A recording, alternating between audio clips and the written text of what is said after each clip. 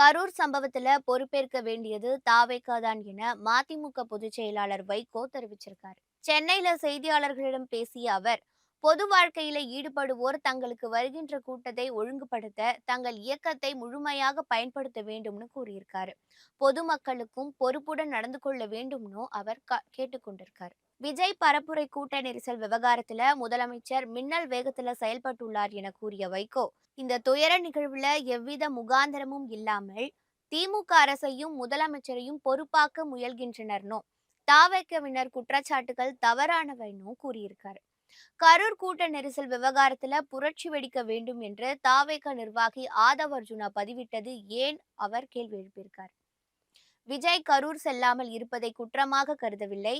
பதற்றத்தில் அங்கிருந்து உடனடியாக புறப்பட்டு சென்றிருக்கலாம் என கூறிய வைகோ, கரூர் சம்பவத்திலிருந்து விஜய் பாடம் கற்றுக்கொள்ள வேண்டும்னோ விஜயை விசாரிக்கலாம், கைது செய்யக்கூடாதுன்னு கூறியிருக்காரு.